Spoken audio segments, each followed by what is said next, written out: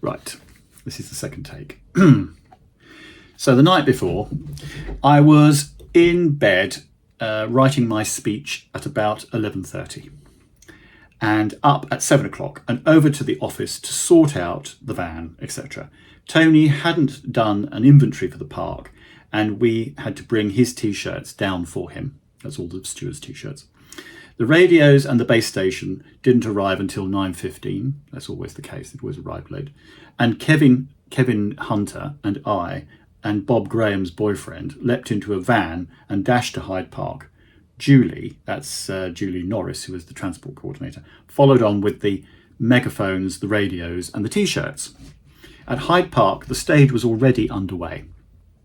The troupe from Edinburgh, this was a group of friends from Edinburgh who I knew from Edinburgh University, and they eventually became Pride Scotland. They were there and I just handed the banner over to them and let them get on with it. So basically I was going to have them lead the march with the banner. There was no crowd at 11 o'clock. We were moving off at 12.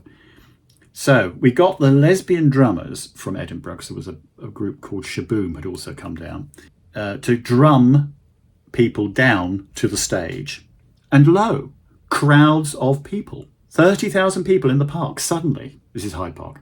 As soon as they stopped, I leapt onto the stage and gave my speech to rapturous cheers. This is the one where I said, people, people, people, and that's why I got called Adam Evita Jeans. Then Michael Cashman came on and went on and on and on and on. I remember that both Angela and I were trying to get him off because he just kept talking. Anyway, finally he was off, and a stream of starlets, including Regina Fong, Neil Bartlett, Barbara Windsor, Paul Gambaccini, who led a minute's silence, all spoke. Kevin radioed in panic saying that he couldn't find where the banner was. And then he said, "Oh no, here it is, sorry." And I'm delighted to say that that banner still exists. At 12 noon, we moved. Then it stopped, and then it moved again. Jenny Whitford Ross was leading the march, and Kevin held back in Hyde Park, while the huge crowd tried to get out of the funnel to the entrance. I ran through Hyde Park along the inside fence following Park Lane, where I met a huge transsexual who embraced me and said, "I'm only sorry you have to organise all this. It's wonderful." Then I got into the march at Achilles Way and briefly saw Vince and John Campbell. The crowds in Piccadilly were huge. Unfortunately, a situation had grown up between Outrage and Switchboard.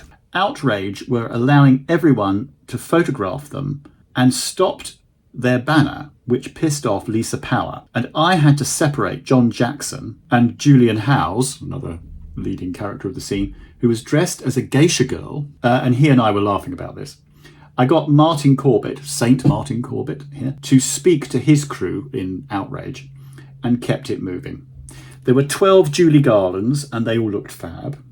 As we passed the Ritz, there was a wedding party who came out to toast us with champagne. The police thought it was a hoot and didn't mind the guys who got on top of Green Park tube station and mooned to the crowd. I saw fish as well. As the march reached the top of Whitehall, we had to stop again to fill a big gap in Cockspur Street.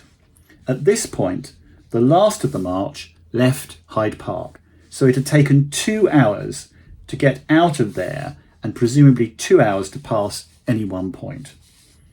Then we moved past Downing Street, where Outrage were laying their wreath, and Ashwell and I, Ashwell was the chief inspector, had a brief chat.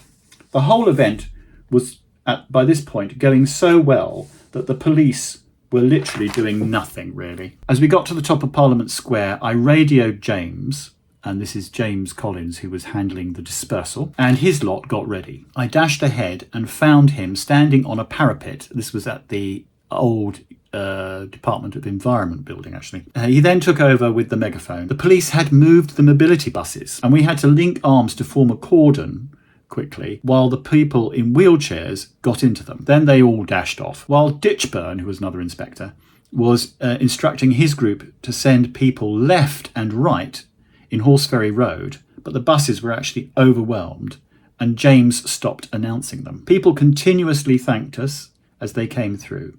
James got their attention immediately, asking them if they'd had a good day, and then telling them how to get to Brockwell Park. Kevin and me just collapsed on the steps of the Department for Environment for a couple of hours, and the dispersal went like a dream. Then the message came through that the underground was closed. James Collins and I and the signer dashed down to Victoria to give directions. Once that looked like it was underway, we went back to the dispersal, and this was about 5 o'clock, and it was absolutely deserted. We got a taxi back to the park, and it was utterly packed.